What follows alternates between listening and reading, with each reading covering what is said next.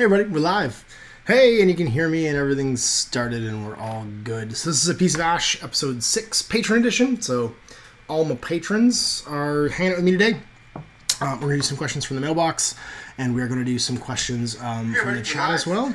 So that should be hopefully stimulating. There's a lot more questions actually in the mailbox this time around. I got some dudes to work on while we're doing this. I'm painting my, I'm going to call it the crane train. For my Yu Ching for the ISS, because I'm going to start working on the ISS, which is the Imperial Service for Yu Ching, as part of the Strike Zone Wotan campaign. So I have 3 Celestial Guards and a crane, which is what we're going to call it, the crane train, crane trooper, who's got the Spitfire. He's pretty cool, his big crazy Predator dreadlock thing. And I realized I could do a 5-man link with the new Guifang special character from Darfos. So G's got Mad Traps and number 2 and a whole bunch of cool things for being as part of a link. So I'm pretty excited about that. And that means that we've got a 5-man link team for ISS that I'm going to be having to try out. And I can also do a bow link with the new Red Fury Pheasant rank dude. So I'm going to paint that as well next. But for right now, I'm just going to get some base coats on these guys. And start some washes and just get them ready so I can do highlights and stuff. I'm going to sort of like batch paint all the base coats and then work from there. And yeah, so the chat's live. I think they've caught up to me now, so I'm just going to say hi to everybody. Hi, everybody. And we'll get ourselves a Rick rolling. And I'll probably start off, I'll get you guys in the chat to start throwing some questions out. We can talk whatever you guys want, usually wargaming. And of course we will jump into the mailbag as well for some other questions to get us going. So let's see what's in the mailbag today.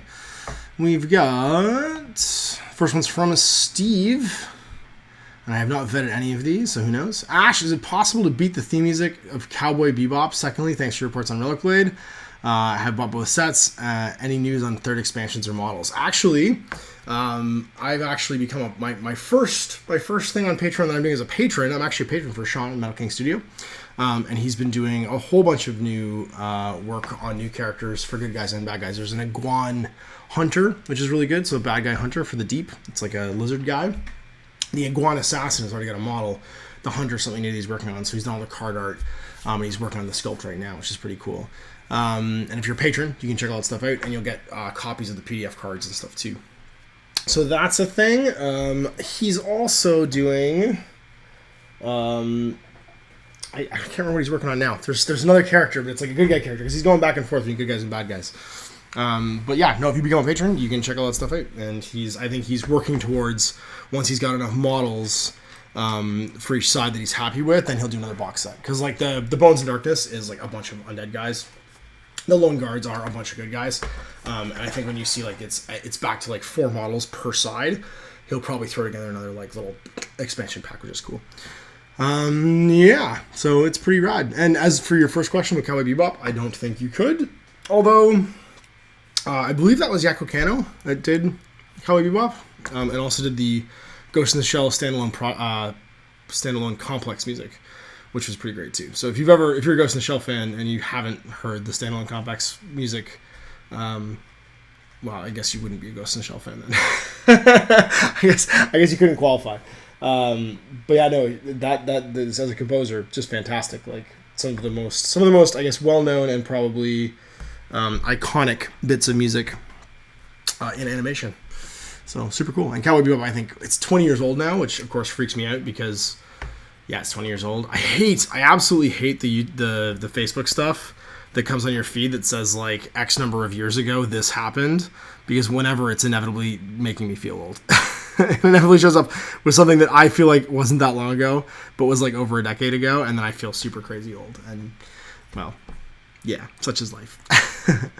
Well, let's look at the next one, and we'll jump back to the chat. Mr. Meeksy says, look at me. I'm Mr. Meeksy's. Look at me. Hey, Ash, any tips for a new Guild Ball player? I'm tempted to start. Also, how do you paint your Night Lords? Oh, geez. That's a lot of questions. The OGs was not by me, though. It was by them.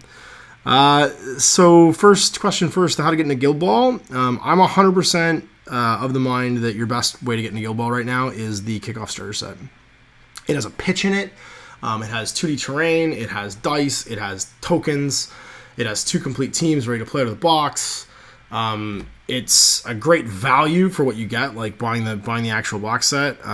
If you just are dipping your toes into Guild Ball, 100% that starter set's the way to go. Great value, good teams, like just solid teams. You can play those 6 players for a long time and never feel totally outclassed by something else.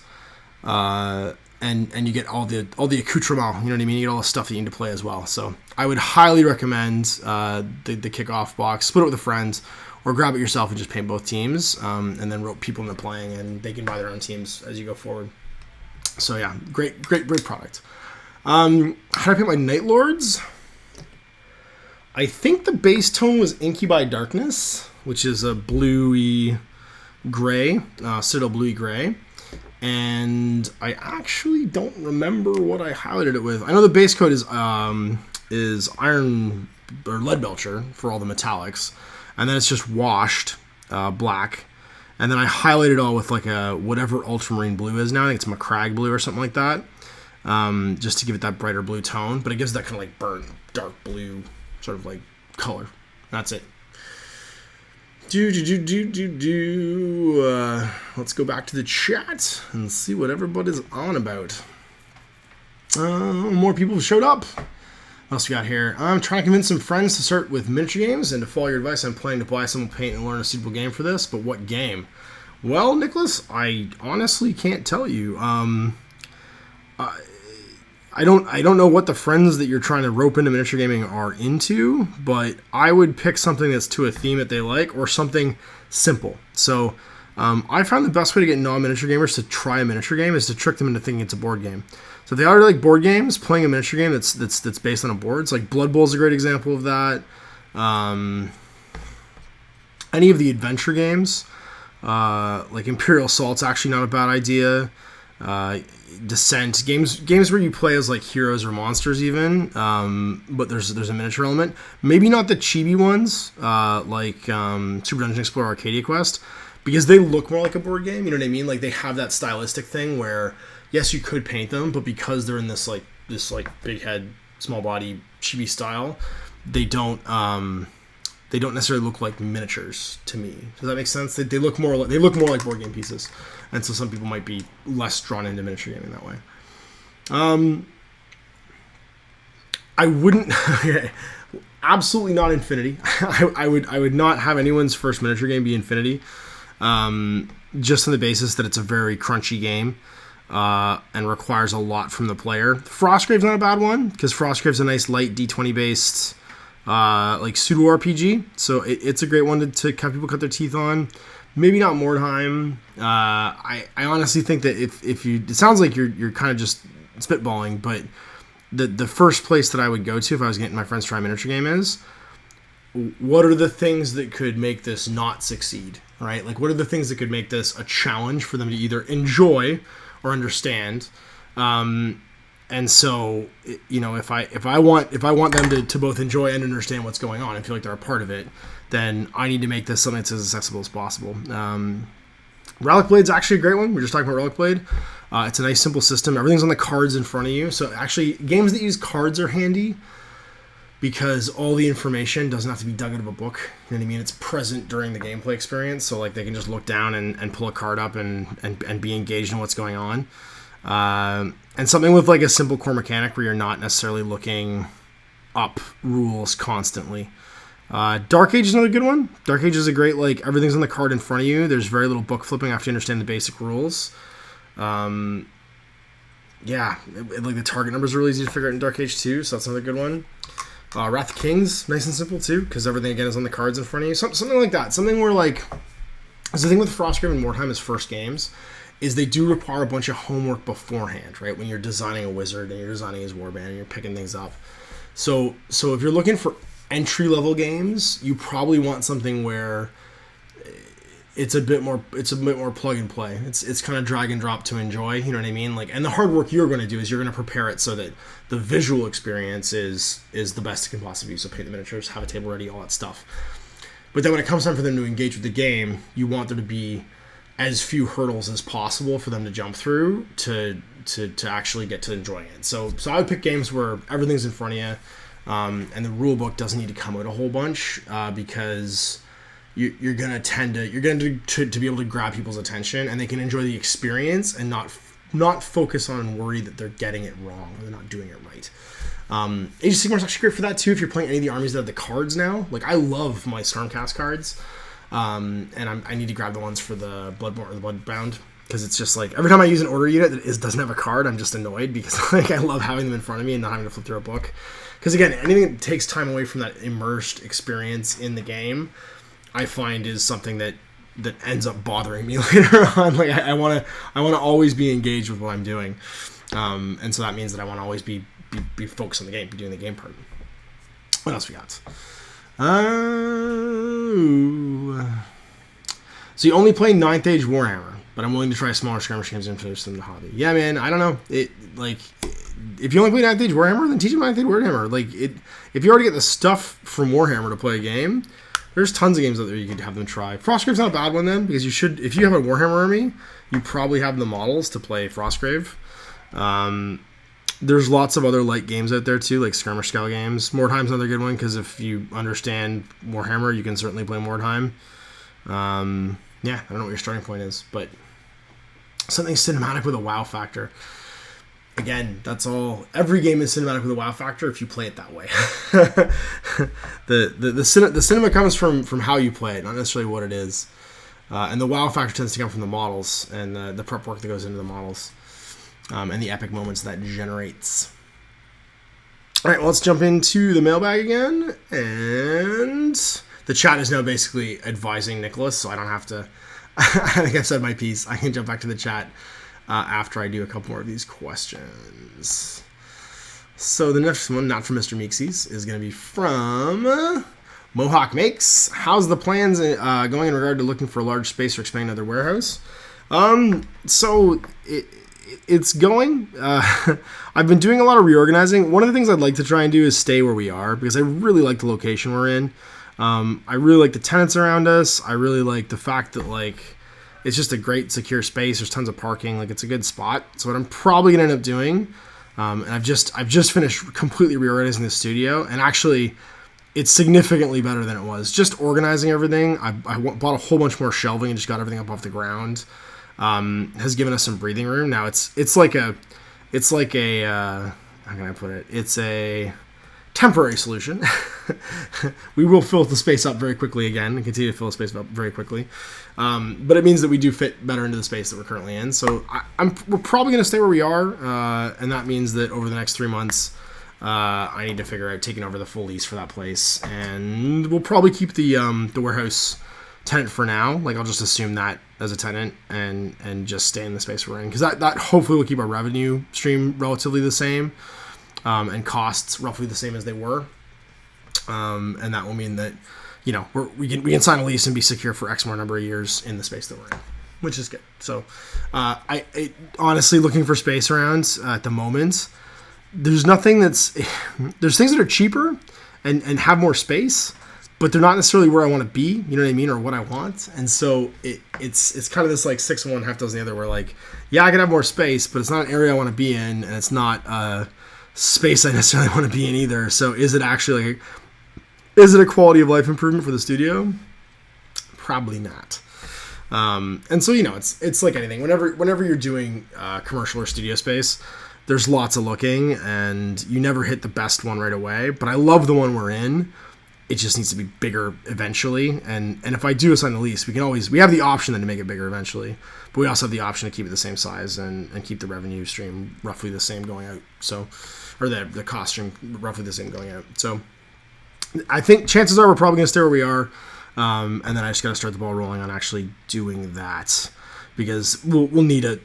Because even though we'll have a tenant, the first and last floor, it's going to be a sizable chunk of money because the cost obviously goes way up. And one of the things that changed when, about 10 years ago, Ontario rolled HST out, which is a harmonized sales tax, opposed to GST, which is a goods and services tax. You have to tax tenants on their actual rent, and that means you have to do HST remittance, and there's a bunch of just tax crap that goes along with it, which needs to get organized too. But yeah, no, it is what it is. It's stuff costs money. Doing stuff good, doing stuff right costs money, and and getting it right is more important, I think, for me. So looking at all the spaces that were available, I'm pretty sure we're in the best one we can possibly have for the cost. And it'll have room to grow, because once I have the lease, things can be what they can be. Let's take a look at the next one, and then we'll go back to the chat. Mike Grimshaw asks, given the rules for the new Goblin Blood Bowl team, what suggestions can you give for converting representing an Hooligan and a Doom Diver? Well, I think they're going to do an Hooligan and a Doom Diver. I mean, obviously, Mike, you can find a Doom Diver. There's a million old Doom Diver minis. I would just start searching the trade groups. Like, there's like, because I know you're working in Toronto now. You live in Port Hope. There's a Toronto wargaming trading post that you can probably post to that'll find you a Doom Diver. Because Doom Divers, unless guys are keeping their collections of old Warhammer minis, they don't really have a place in the new edition. So guys who are playing the new edition are probably not unwilling to get rid of their Doom Divers. And that means you can find a Doom Diver mini. And the old Doom Diver mini was half the slingshot, and the Doom Diver was typically a model by himself. So he was just a dude with wings and a big pointy helmet, and there's a couple versions of him. So I'm sure you can find one kicking around. And for the Hooligan, I think the Hooligan's just like whatever cool bruisery looking goblin miniature you can find. Actually, some of the Grot riggers, the old Grot orderly dudes from 40k would probably be perfect. Like the one with the mallet would make a good Hooligan.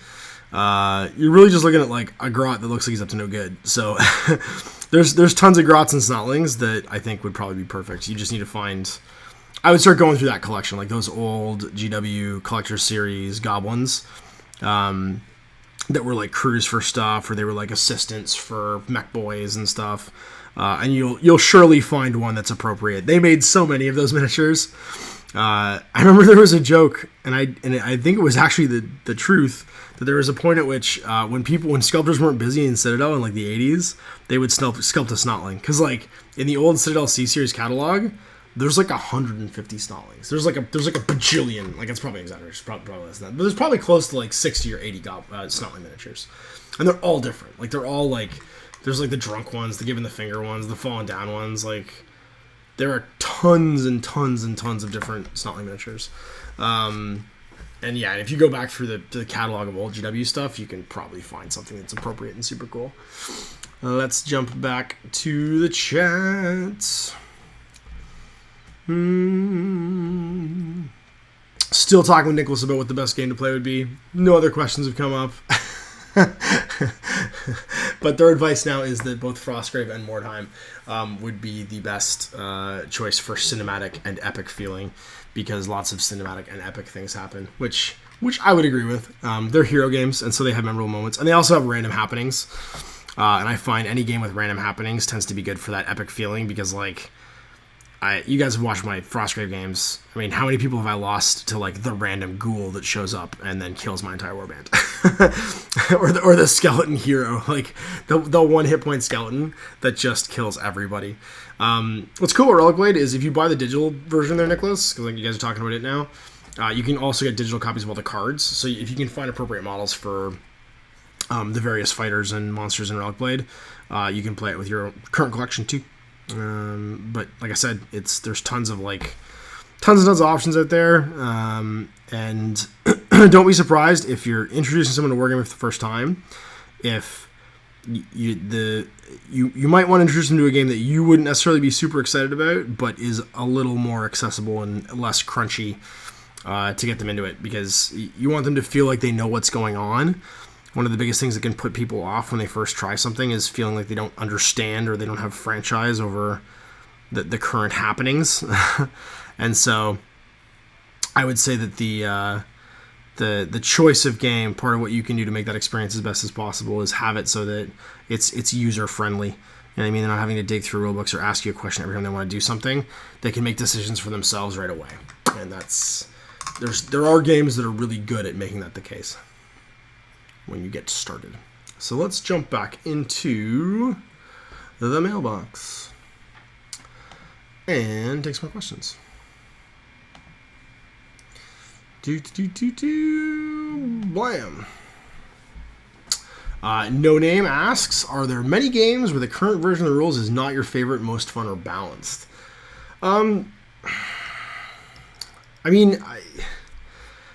I don't think so. Like, nothing pops in my head. Like, when you ask me that question, there wasn't something instantly where I'm like, oh yeah, this version was so much better than that version. Because typically when games change, they don't necessarily get better or worse, they just get different. And some editions will obviously handle certain things better than other editions. But it's like, it's all like, what are you trying to go for? You know what I mean? So like, one of the good examples is the new edition of 40K. So the new edition of 40K removed all the blast templates from the game, right? So I'm trying to find a metallic paint right now. I don't know where it's gone. So what that means is, instead of doing like laying a template down and seeing how many hits things do, you typically roll a random number of dice, and you might roll more dice depending on how big the squad you're attacking is to represent how good a blast template would be to affect things. And that's a great way of handling getting rid of templates. It adds some randomization to it, but it also means that templates are still, or attacks that would be generating a template are still useful. And they automatically hit for the most part too, which is great. It makes them super handy and desirable to use, where they weren't used super much in the last edition. But as a byproduct, like for instance, one of the byproducts is that that makes things like flamethrowers that automatically hit the best gun in the game to kill flyers. I think with the fly special rule is -1 hit. It's typically harder to shoot down, unless there's some kind of special rule that offsets it. I'm sure AA guns have some kind of special rule that offset that. But flamethrowers just automatically hit them. So that means that, you get into this situation right here. Well, this works great. and that's not bad. It's just different. And what I think what that means is that you have to get used to the way things change. You know what I mean? So like in an older edition where you've got very specific rules for flyers that make them feel like airplanes, what's been done to speed up the game, which I think is fantastic, because I one of my complaints about the previous edition of 40K was it took forever to play at the end. You know what I mean, with all the combinations and stuff like that. You have these unintended consequences where certain things become optimized against certain things where it might not super make sense. So I don't think that's good or bad. Like, I don't think there's any versions of a game. I'm just using 40K example because that one's fresh in my mind. I saw that meme. It's just a difference. You know what I mean? So like, for instance, in the new edition of Warzone, they have all kinds of ways of like theming your army. Like for my Bauhaus with doctrines and stuff. And those are great. Like, that's awesome. It's cool that you can make your army unique and different and do different stuff with it. But it does make it so that I'm never quite sure if I'm building my lists right. You know what I mean? Whereas before, the doctrines were a bit simpler to use in like 2nd edition Warzone. Now I'm constantly checking if I've got the right upgrades and stuff, and I'm a bit worried about whether I'm doing it right. But that's okay. That's just, it doesn't make it bad. It just means that because now there's a huge menu of options, right, you've got more options, and so you need to become comfortable with that. The new version of War Machine, for instance, it did a big swing away from infantry in the very beginning when Mark III came out towards Warjacks and Warbeasts, which I thought was super cool. But then literally people had these like collections of like 70 or 80 infantry models that just weren't getting played with anymore. And the pendulum's kind of like starting to swing back in the middle. The new version of Steamroller will be out later on, I believe this month or maybe next month. And it's the whole intention behind it seems to be that it pushes the sort of like, I don't say the meta, but it pushes the choice of having a mix of infantry and heroes and stuff, and then your warjacks in the middle, because there's a use for all of them, because the way that things are scored in this new version, certain zones, I think it's square zones are warjacks, round zones are infantry, and flags are only warcasters. And so you're rewarded for diversifying your list a bit and not just skewing into a single type of troop, you know what I mean? Which the previous versions, the Mark II, was skewed towards infantry, unless you're playing with Warbeasts, and then Mark III, at the very beginning, was skewing towards Warjacks because they become so much better, and they were just more durable.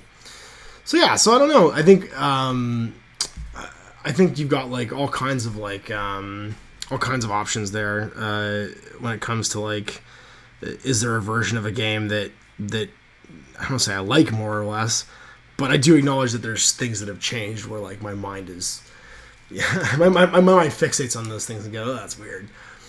It's funny.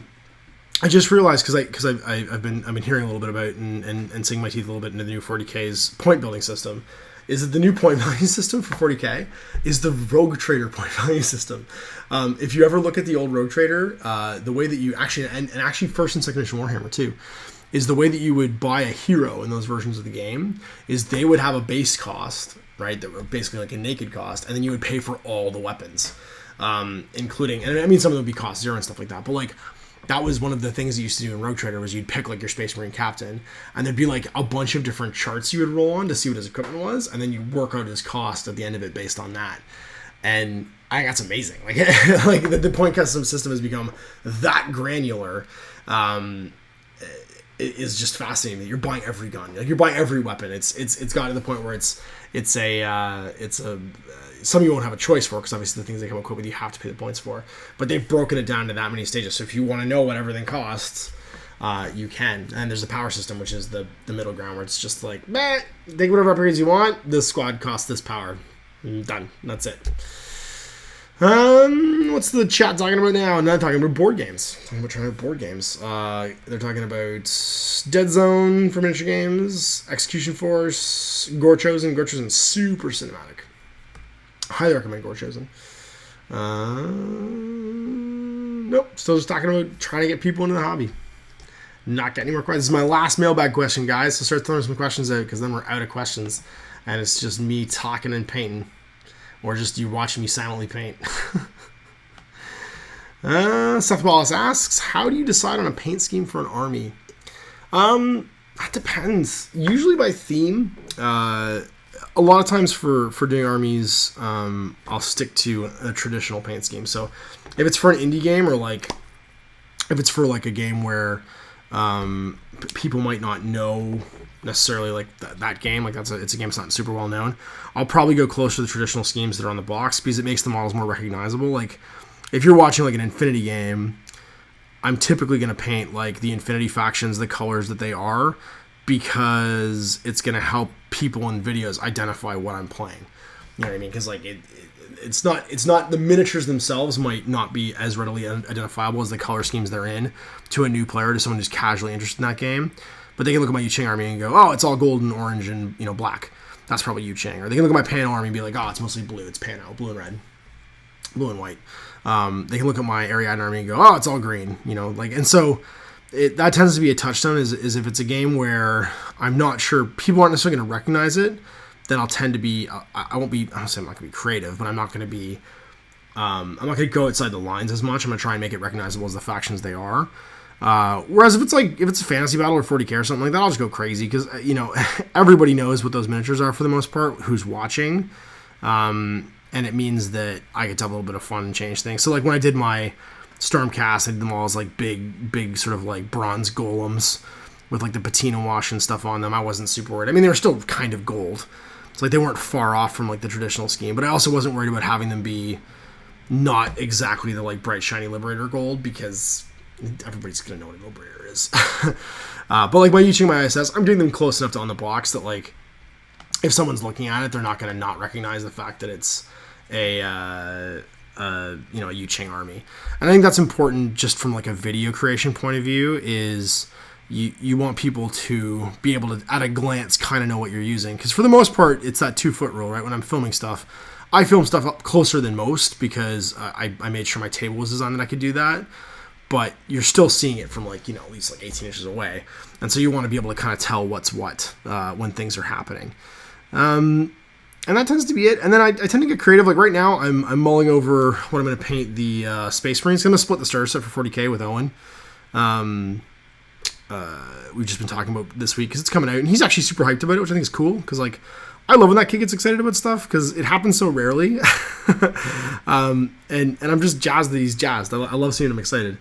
So we'll probably go and pick up the starter set and play some games this week, just to give it a shot. And I'm just mulling over, because he's going to obviously do the bad guys, because he's Owen. I'm mulling over what I want to paint the Space Marines as. And I'm actually tempted to do something kind of goofy and wacky, because I like the idea that Gilliman's using these Primaris Marines to like reinforce chapters that have been like super beat up. And there's some chapters that I thought didn't get enough airtime. I actually painted a squad of one of them too, which means I kind of have a leg up starting them if I do it. And that's my Death Specters. I have a squad of Death Specters I painted right towards the tail end of when I was at GW. It was the last Space Marine Codex had come out, and I wanted to do something. And what it was I had this big pile of decals that I hadn't used.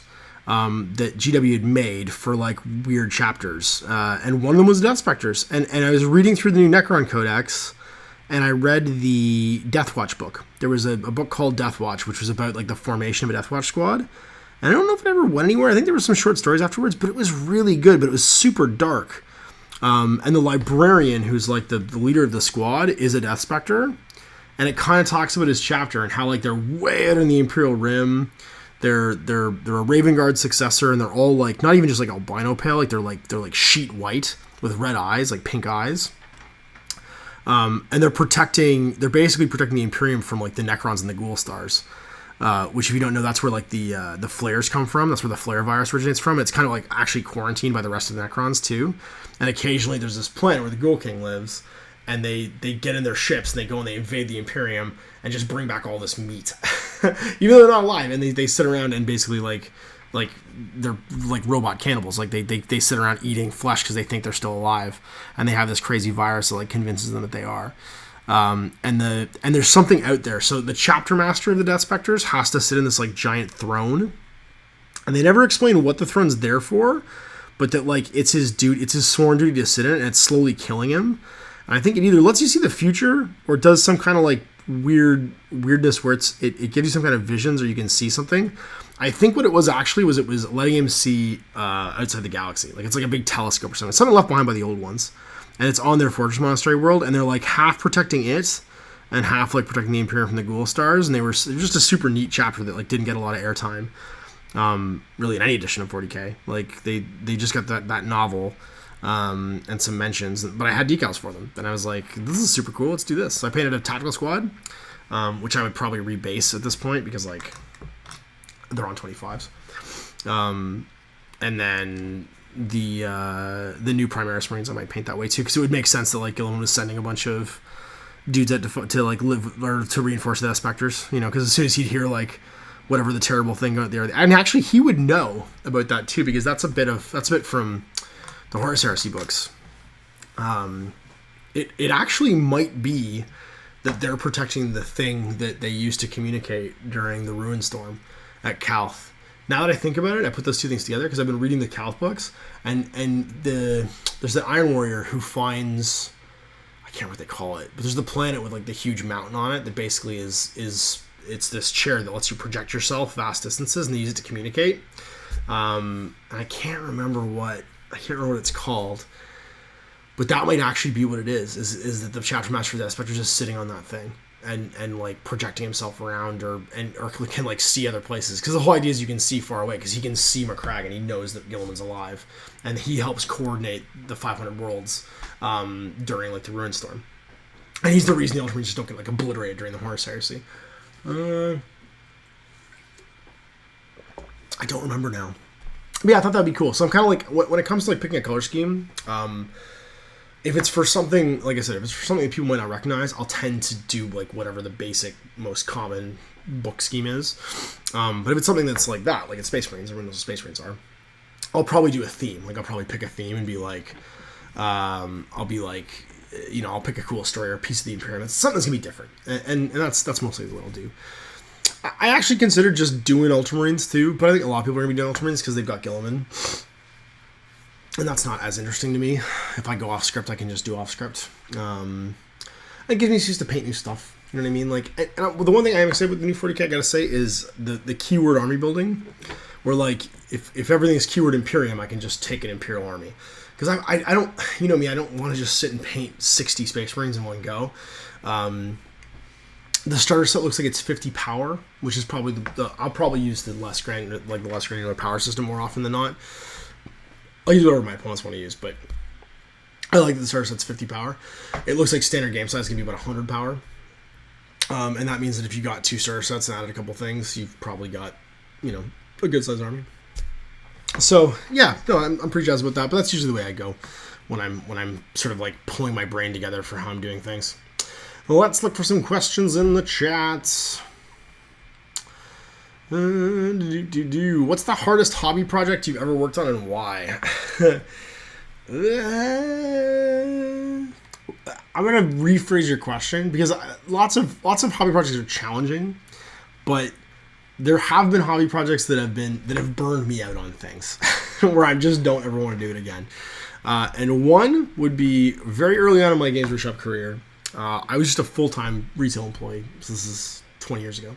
Almost. No, 17, 18 years ago. There was a Games Day project to build a Titan. A Warhound Titan. And this was the Lucius Pattern Warhound Titan right when it came out. And I got tapped to build it. Mostly because I was probably the most competent, just like confident hobby guy, and it was a huge project, right? Like it was a really big model, lots of moving pieces, and it was probably the biggest model Forge World had made at that point too. I don't think they'd made a model bigger than that because it was the first Titan they built, and it was hugely complicated as far as building.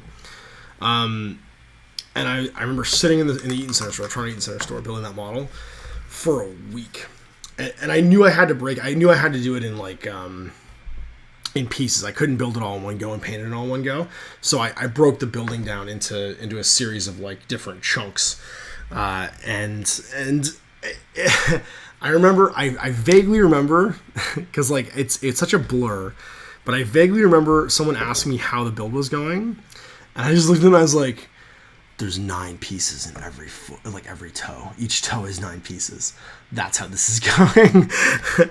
And that kit originally came with everything at full extension. So if you wanted to have all of the hydraulics at full extension, you could, but you had to cut all the hydraulics to the correct extension for the pose you were going for. And it was so much work. And I mean, I'm doing that while I'm trying to sit and have customer conversations and be a retail employee at GW. And it just killed me. And I remember years later, someone asked me wouldn't it be cool? Don't you want a Reaver Titan? Isn't a hobby goal for everybody to have this big giant model? I'm like, I never want to build those miniatures again. In my entire life, it basically put me off big Forge World miniatures and big miniatures in general for the rest of my life. There's a reason I still haven't painted those 2 Imperial Knights that I have from the Knight Renegade box. And it's because that Warhound assembly destroyed me. I hate building large miniatures. I hate doing sub-assemblies. And those 2 Knights, I did all the sub-assemblies and put them all together, and they've sat in a box for over a year now. 8th edition will probably get me to finally paint them, just because I'll have a reason to now. But yeah, man, that broke me. Broke me. And I just couldn't do it anymore. I just could not. I could not build a big model after that. And that's probably one of the hardest hobby projects I've ever had. Because it was just a really big assembly in lots of pieces. And I never hated building models. It was never my favorite thing to do. But it's become less and less my favorite thing to do. I love painting miniatures. I do not love assembling models. Whereas I have friends whose whole... We used to call it, my buddy Christian, it's assemblyitis. He loves building miniatures. To death. He'll build huge armies and then just never actually paint them.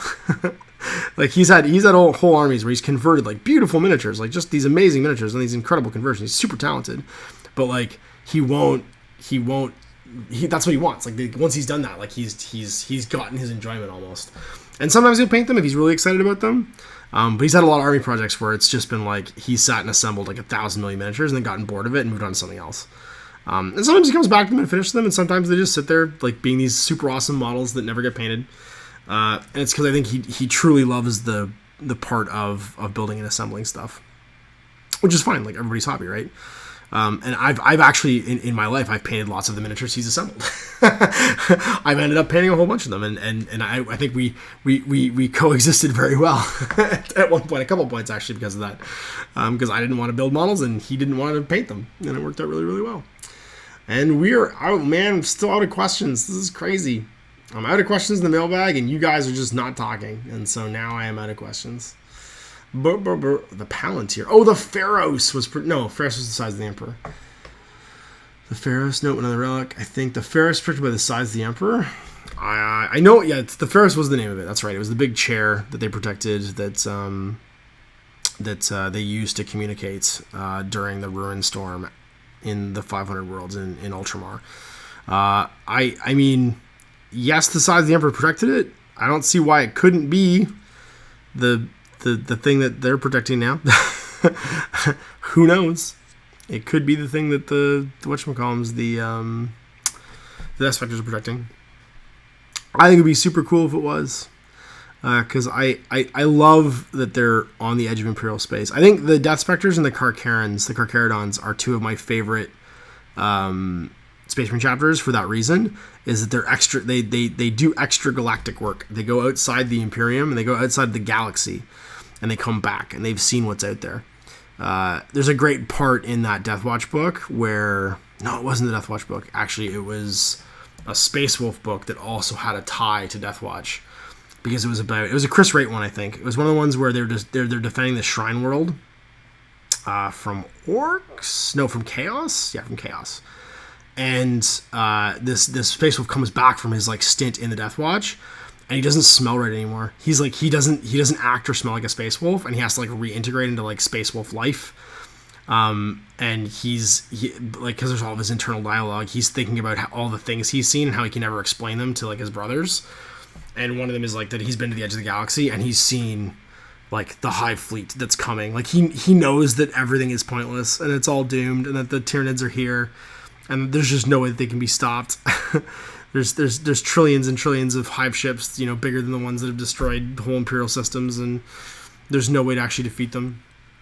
And so he doesn't smell like a Space Wolf anymore. The other Space Wolves like don't trust him and don't like him, which I think is great.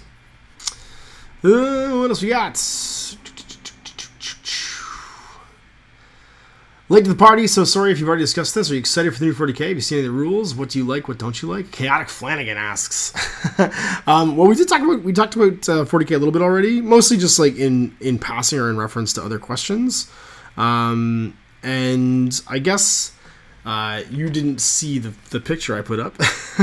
I think the game looks fantastic. I think it looks really great. It looks like a kind of game that they've done two things that was putting me out of the last edition and just kind of like tiring me out, I guess, which is the army construction seems to become more fluid with the keywords and stuff, a little more Age of Sigmar-y, and the gameplay seems to be geared towards not fast play necessarily, but at least being you yourself can meter it, right? Like you decide how long or how short a game you want to play, and so your interactions with the game are kind of dictating how it's going to go. And I'm jazzed about that. I think it's going to be great. What else we got? What do you like? What don't you like? I guess there's something I don't like. I think there's some things that are funny. There's the unintended consequences. I'll show you the picture again. This was the picture I put up that I thought was funny because this is my example of like the unintended consequences in gaming. You have this right here, which is the flamethrowers are the best thing to kill airplanes picture. It's great. And really that's just a matter of like, sometimes rules work and they have consequences you don't think about, you know what I mean? So the last version of the game, airplanes were very hard for like infantry and tanks to shoot down unless they were like specially equipped, which makes total sense. And in this one, because they've removed templates and certain things, it's made it so that there's guns that are very, very good against airplanes that you wouldn't think would be very, very good against airplanes, like flamethrowers. and just like other little things, like everything, there's no arcs anymore, right? Just a simplified shooting. So like airplanes can shoot behind themselves, which I guess like, the simple answer is it's 40,000 years in the future. Of course they can. Their guns just turn around and fire backwards. But then at the same time, like you look at the miniature and it's like a Dakka jet where it's got fixed guns in its wings and you're like, can it really do that? Are you sure? And just stuff like that. Like it's not that I don't like that stuff. It's that it's hard when you've played every edition of a game to delete the way things have worked before. And I know right now when I start playing it, my first thing I'm going to struggle with is my assumptions of how things work based on previous editions of the game that may or may not be right. And the nice thing with Age of Sigmar was because it tossed everything out the window and we're learning it from scratch, I didn't have any preconceptions about how things were going to work. And I think the challenge for me is going to be, and this isn't an indictment of the game, this is just my own personal challenge, is that I'm going to remember so much stuff that may or may not be valid, right?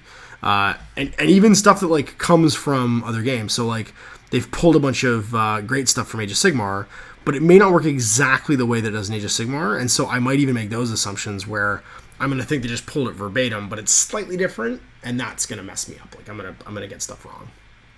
And that's really it. But yeah, I mean, I'm super jazzed for it. We're gonna hopefully get to check it out. I've seen lots of like, I guess they've just been like spewing out review copies everywhere. So like everybody seems to have a copy of the game right now. But I guess I'll get to see one when I see one. So eventually, yeah. And so like, cause like my whole feed right now is just like people that have copies of the game. And I think it's probably either people that are, they're just going to a retail store and borrowing the copy from somebody, or independent retailers who have copies or been sent review copies. Because I've seen tons of people gotten review copies. Like many Wargamers had the game for like a month. You know what I mean? Which makes sense. Like they're the biggest YouTube channel that does, like, that's all they do is 40K. Really. So like, if you're gonna send anybody a review copy of the game, you should send it to them, because they're gonna make 100 battle reports. Like they're gonna spend. They've got 10 guys that'll spend nothing but like the next 2 weeks making battle reports for that one game, because that's all they do anyway. And yeah, and so like if there's information about it, like I'm not gonna do a let's play for it. I'm just not. Like there's no point in me doing that, because Games Workshop themselves will have 100 different things on Warhammer TV teaching how to play the game. Like me spending energy on the let's plays, this is not the game for me to do a let's play on, because why would I? It'll have been done to death already. It'll be like one in a sea of like how to learn how to play Warhammer 40Ks. And yes, I know people want to hear my take on it, but like you can get that from just me watching me play the game. You don't have to. It doesn't matter. I'm not gonna do something that's already been done like 100 times. Doesn't make any sense for me to do that. But yeah, no, it's gonna be neat. I'm jazzed to give it a go. I'm jazzed to like unpack all the 40K models I haven't given them a try, and it'd be fun to paint some models, because I've really enjoyed painting Shadow War. Like you're doing some stuff with Shadow War, and if I can keep that same pace in 40K now, where I get to just paint a squad of something I'm excited about, and then give it a go in the game, that is exactly what I want. That is exactly the kind of hobby I have, where I paint what I like, and then get to play games with it. And I'm pretty sure that's what Games Workshop wants, because that's how you generate sales. It's give people reason to buy stuff. So yeah, I'm pretty jazzed about it. Looks like it's gonna be cool. It'll be neat to see what they do next too, just from like a design point of view, with codexes and how they handle that release. I doubt it's gonna be funny, because we're in a Ravening Horde situation, except we're paying for Ravening Hordes this time, where every codex has been turned into, I guess, 5 books or whatever. It'll be neat to see how long that holds up. I mean, that happened in Age of Sigmar too, with the big order, the Alliance books basically, that are stand-ins for until everything has its own rules. We'll see we'll see what's going to be, for releases as that goes on. What's going to happen? What else we got with 8th edition? Playing more like Sigmar. Do you think it'll be tough switching back and forth between this and 40K? I don't think so. Like, I mean. The thing with 40K is, like, 40K hasn't really changed between 3rd edition and this edition. Like, so between 7th and 3rd, that's 3rd, 4th, 5th, 6th, 7th, 5 editions of 40K, it's roughly the same game. Like, no movement stats, AP values, the movement phase and the assault phase roughly work the same. They introduced new stuff as they went along. So they introduced airplanes, they introduced, like, fortifications and allies and stuff, but, like, nothing really changed in the game. I think it'd be fine, and there's such a limited palette of stuff in 30K anyway, because everyone's really pulling from the same codex. Like, I'm not really worried about it. I think it'll be. What I'm hoping doesn't happen is 30K becomes like the refuge of people that, for whatever reason, don't want to adopt the new 40K. Although I don't think that's really going to be the case this time. It doesn't seem like there's a lot of people out there. At least like my take on it. I mean, I'm the worst person to ask, because I don't pay any attention to like YouTubers or people talking about 40K. Like, all I really see is like my recommended videos, because all my videos on my channel are tagged wargaming. That means that my whole, like, that right hand column when you watch one of your own videos is just whatever's tagged wargaming. Everything is 40K right now, but none of it seems negative. I mean, I've seen a couple that seem super negative, but they're just the people that are like, they have 100,000 subscribers because all they do is be negative about everything and yell and swear and, I don't know, play Overwatch while talking about how silly certain decisions are, blah blah. But they're just making a product, like that's their niche in the YouTube market. Basically, is their product is to be angry and attract people that are also angry, who like listen to people be angry. But that just seems to be the minority. You know what I mean? Like, there doesn't seem to be nobody's lighting their miniatures on fire this time around.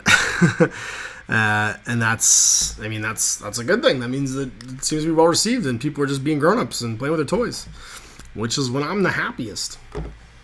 So I don't think there's going to be a lot of holdouts for the old 40K. I feel like the guys that play 30K are just going to keep...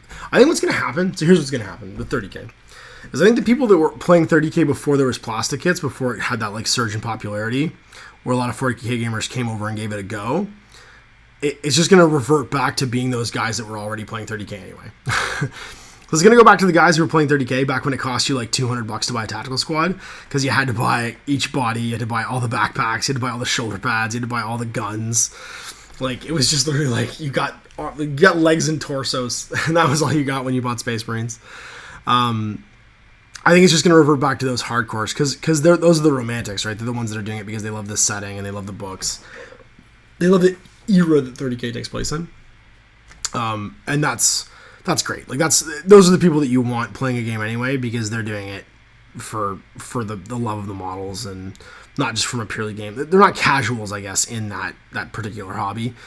And I think the thing I'm looking forward to is, if that is the case, then I'm going to have a lot of really enjoyable 30K games coming up, because the guys that show up to play 30K aren't going to be like playing with hodgepodge mix mash of just the plastics that they can get in the store, you know, and counts as guns and, you know, like whatever. It's going to be guys that really love 30K and have like a theme and a story for their army, and, you know, they're not the guys that are doing it because it's sort of like in vogue right now.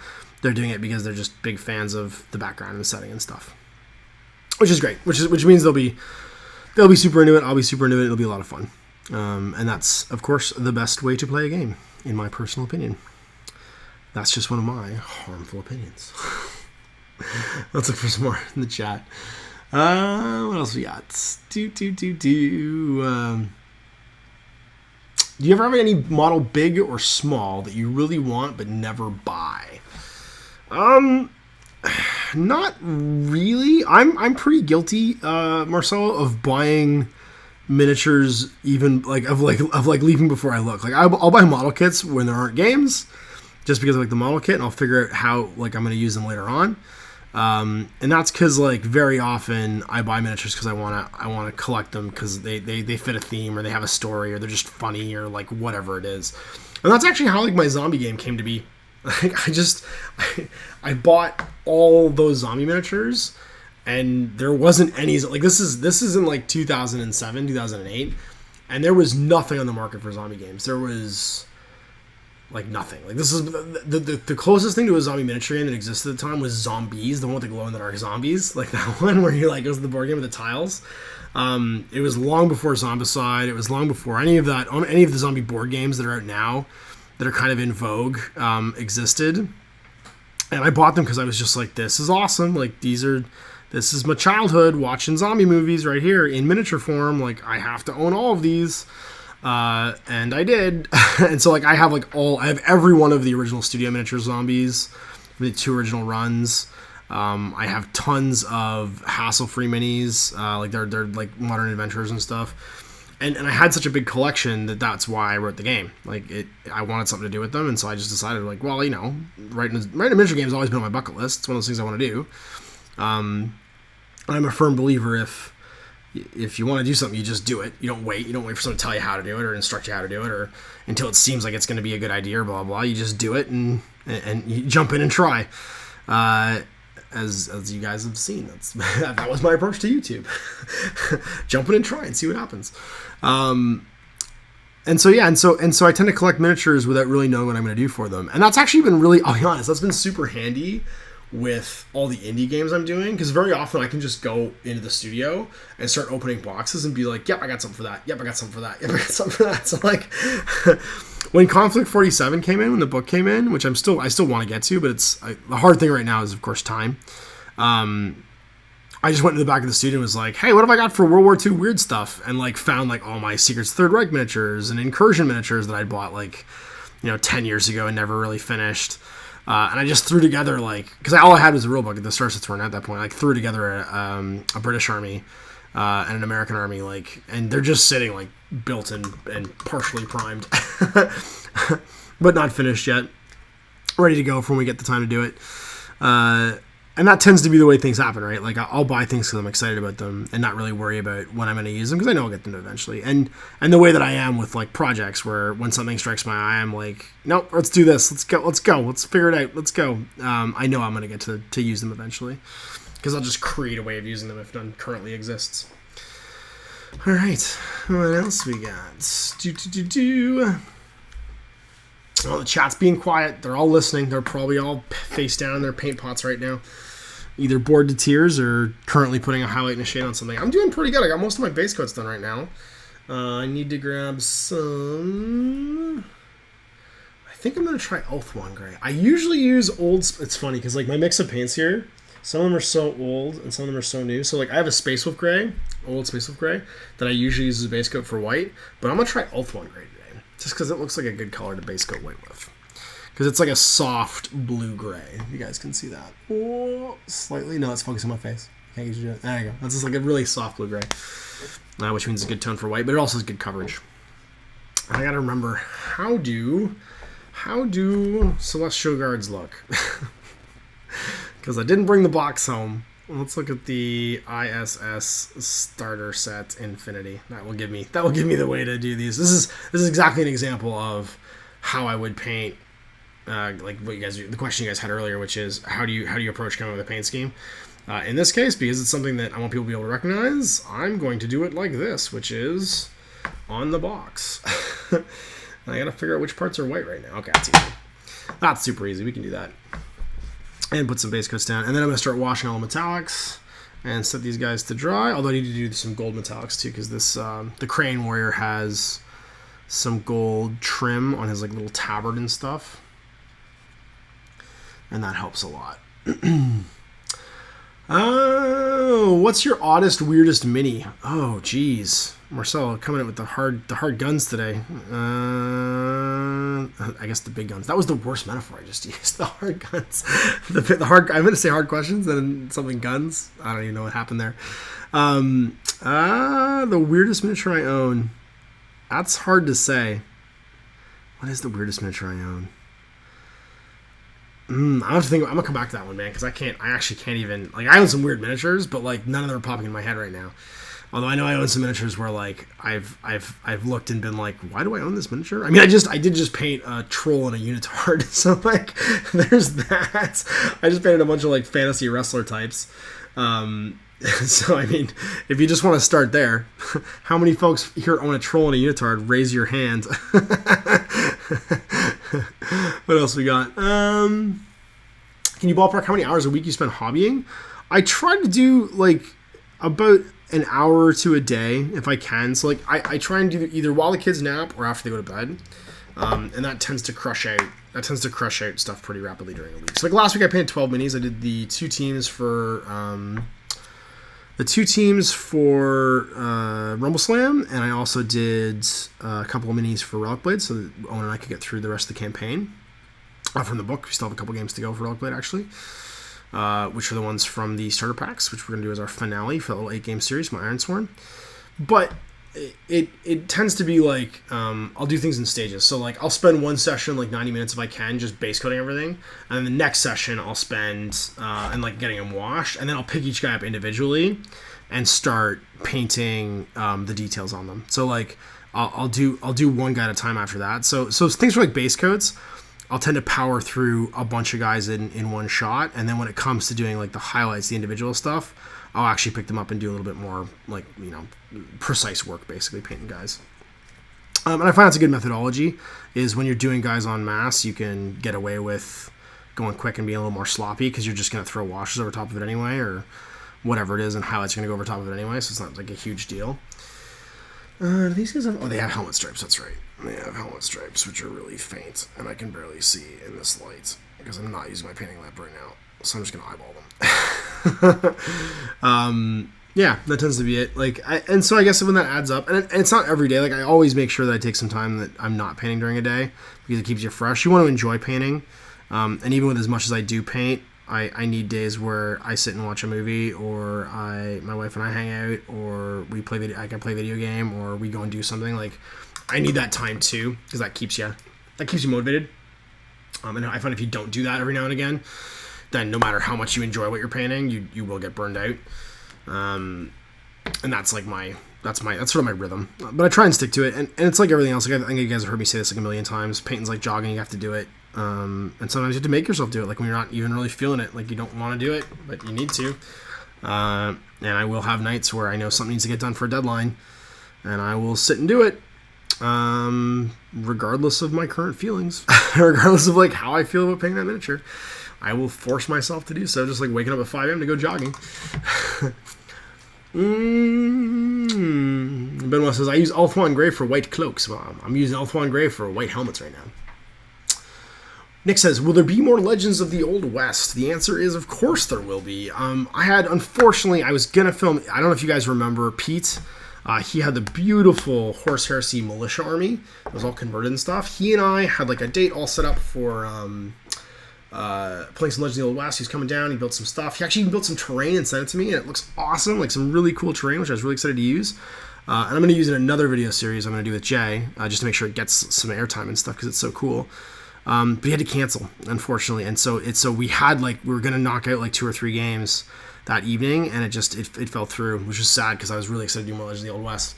But no, for sure we're doing more Legends of the Old West, and even if we're not getting back to that specifically, we've got that Dracula's America 1888 game coming in from from Osprey, which I'm really jazzed about, and Shoot and Skedaddle, which will be more cowboy stuff. So like the nice thing with historicals is, the rules don't super matter. I love Legends of the Old West. It's a great system. You guys got to see a whole bunch of it. But if we unpack that terrain and those models again and try a different rule set, we can use the same character names and stuff and continue the story regardless. You know, like it's what's the line from Gunslinger? Go, then go. There are more worlds than these. It's that kind of mentality, right? Like we have all the assets to do it, and so I'm really excited to like unpack my Roland Deschain and have him hunting Draculas in the Old West when that new game comes in. And that's the kind of thing you'll probably see us doing. So yes, of course, anyone wants to play Legends of the Old West, Les will come back, Jay will come back. Hopefully I'll get to see Pete eventually again. We'll totally do more. But it's more a matter of like, you know, we have all this stuff to do Old West gaming now, and there's so many great Old West rules out there or coming up that we'll make use of that too, and you guys will get the same fun experience of that kind of stuff happening again. Although I will never deny that Old West is just a fantastic system and it's a joy to play. So I will always play it. So hopefully someone else comes out of the woodwork that wants to play it with me between now and then. But we got plans to use all the setup and train for other stuff anyway. You even see, I'm sure when Dracula's America comes in, you're going to even see Owen kicking some dust off his boots and playing some kind of weird Old West game with me, because he loves the Warband games from Osprey, and I'm sure it'll be a ton of fun. And it's super easy to find Old West minis. There's so many companies that make great ones. And actually, there's even like a local stockist, like Meeple Mart carries tons of different Old West minis from different companies. They carry all the Dead Man's Hand stuff, and it'll be easy to do. So, I'm stoked. Did I play Starship Troopers by Mongoose Publishing? I did. I have an unpunched copy of the starter set kicking around somewhere. And I even have the Special Forces guys with the big like what's the word for the 3 eyeball thing, the super scope helmets, and on top of that I have the Chazbot, the robot, and the canine guys. I don't have a ton of bugs though, so the problem would be like I think I only have the bugs from the Star Set, because I have like 60 of the mobile infantry from the movie Troopers, the light infantry, so many of them. So many of them. I don't know why I bought that many. I think I was actually planning on making a guard army out of it, but I have like an insane amount of the mobile infantry guys, the light troops, sitting in a box still that I will probably never do anything with. But like I said, I never bought the bugs, and so the thing that you need the most of to do that game would be bugs. So if someone ever had a bug army, we could throw something together and try it out. It's a neat little game. The reaction system's cool. It's very Andy Chambers, so it's very like stat line light. And focused on the core mechanics, sort of like BFG, and his version of Epic. So it's a neat game. Like it would certainly be a fun Throwback Thursday story to tell, if nothing else. If someone ever had a project they want to do with me, actually, there's a dude who I need to respond to an email, because I just checked my calendar, named Nathan, who wants to do Anima Tactics with me. We were shooting the breeze. He's one of the fellows from Ford's Hobbies I was playing Malifaux with last weekend, 2 weekends ago, 3 weekends ago. And he was like, I think he was trying to like challenge like my nerd cred. And he was like, well, did you play Anima Tactics? And I was like, let's go into this carrying case and I'll show you like the 40 different painted Anima Tactics miniatures I have.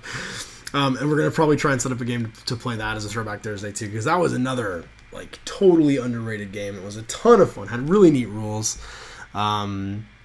And I would just love to show you guys, and it's super fast to do because it's a skirmish game. It's like you have like 5 miles aside. And it's a neat resource management game with like a power bar that powers up every turn. It's kind of like Street Fighter. So like you recharge 3 points, but then you use points to do everything from move to fight to dodge. Yeah, man, like so crazy. Such a good game. Yeah, what else we got? Benoit says, Marcelo, stop licking your brushes. So much paint will not be good for you. Now, first of all, if that was true, I've been licking my brushes for close to 30 years and I'd be dead. There might be like when I die, they might pull like a ball of like water-based acrylic paint out of me. But these are all non-toxic and I've been licking my paintbrush for 30 years. So if I was to die from these paints, I would have died a long time ago. I do have a funny story though. When Vallejo paints first became available in Canada, they they were available in the store in Toronto, and me and my buddy, this is my same buddy Christian, we went and bought a ton of them, and we were sitting around and we were sitting in his apartment. This is probably like in like August of maybe 2002, 2003, like 15 years ago. And we're sitting in his apartment and we're watching old ECW wrestling tapes and building and painting confrontation miniatures. And I remember we were using this because we were super excited to try these new paints. Like we'd been using Citadel and maybe Reaper and Ralph Arthur paints forever. We hadn't really been using anything else. And so trying out these Vallejo paints, we were really impressed with the colors and just the selection and the consistency.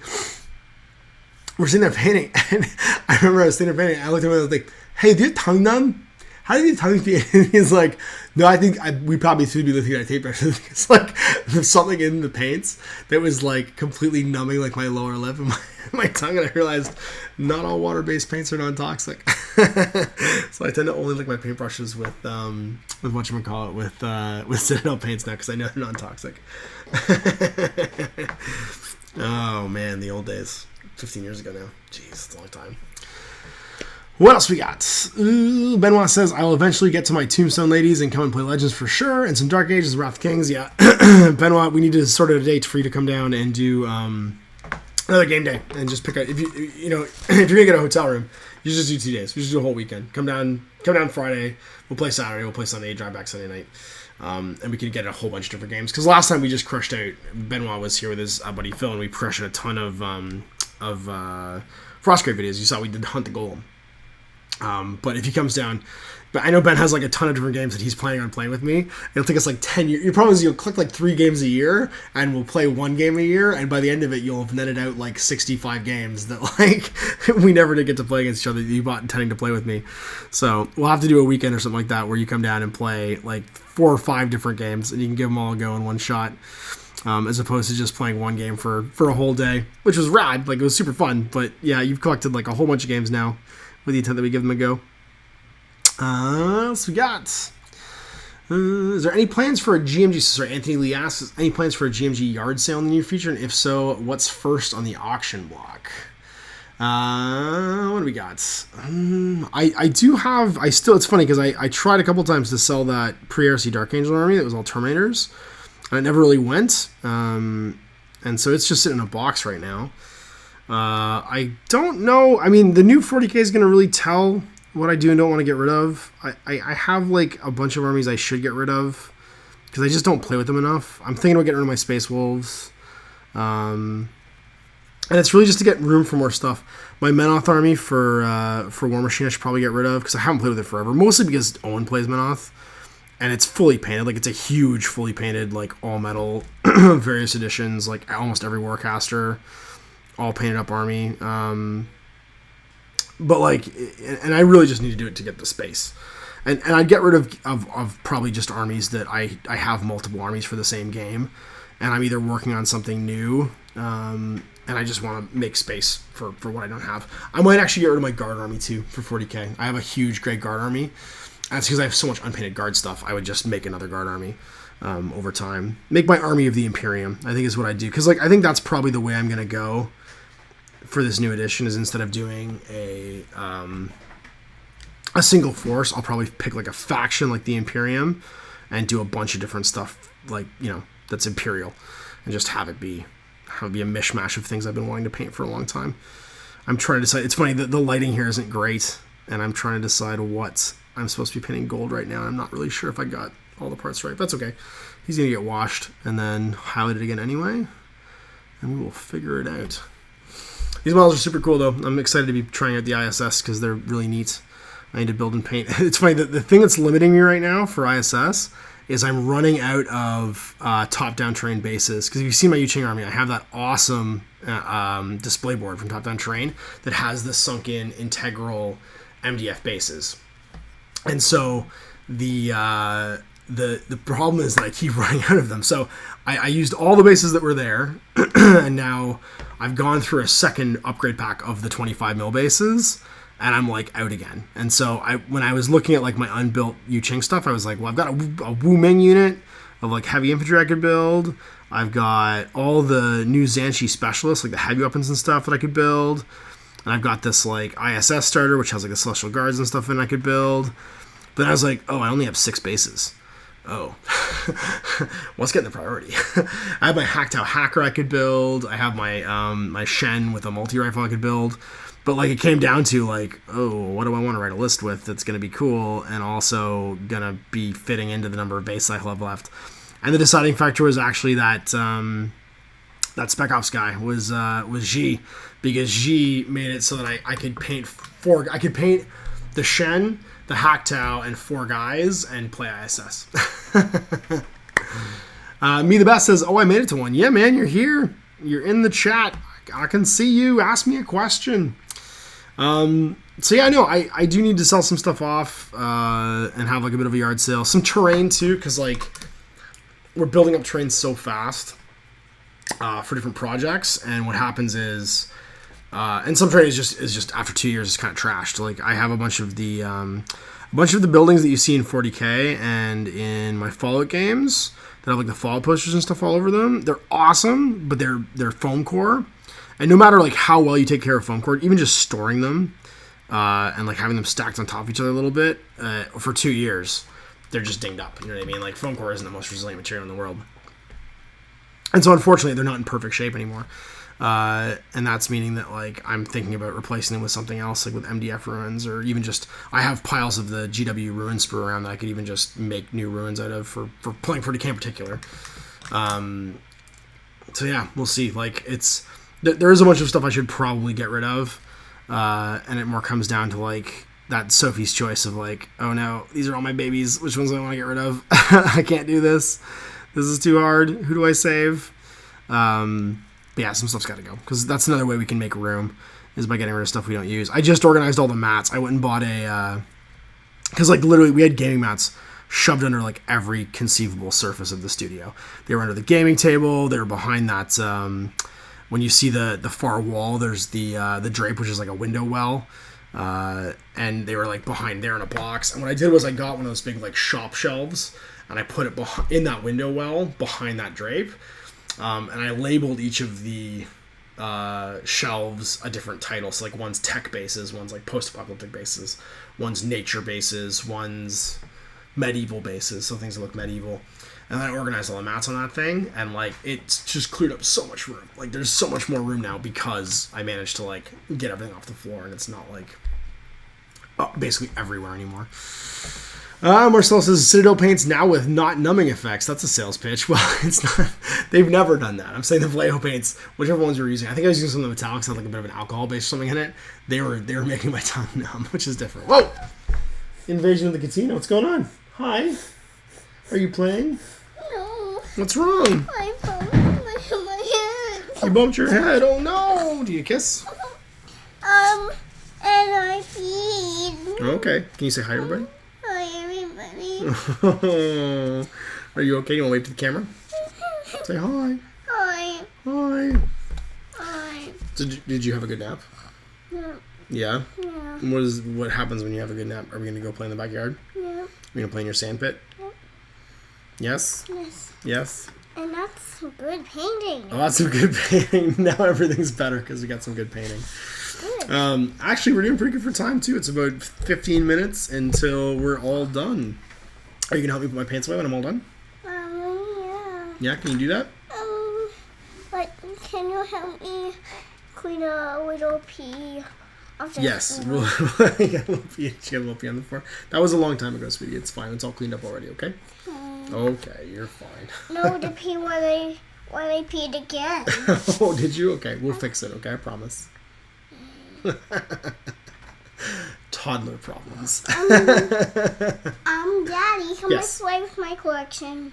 Which collection? Oh, you want to play with your collection? So this is a new thing. So we've been going to going hiking out at Balls Falls, and you have adventures and you find things, right? So what have you been finding? What did you find out when we were hiking? We find snail shells. Yeah. What else? We found an acorn and a rock and another rock. And another rock. So acorns, snail shells, and rocks. And she's been building a collection, so she has a collection she can play with. So how about this? Why don't you help after Daddy's all done and says goodbye to everybody? Why don't you help me clean up, and then we'll get your collection. Don't scratch that. That's gonna make noise. That's a microphone. That'll make noise for everybody. Don't touch. All right. So hey, what did I say? No, we talk into that. We don't touch it because that's the microphone. If you touch it, it'll make noise. Okay. So why don't we do that? Why don't we clean up my paints and we'll say goodbye to everybody, and that way, once all the paints are put away, you can sit. And play with your collection, and I will get us all cleaned up and ready for us to go play sandbox. Does that sound fun? What's this? That's a blue. Let me see. That's called coal black. So profiteer best paint. So she's cleaning up for me now. So I guess that means we're done. What we'll do is we'll wind it up there. So we went until 3:20.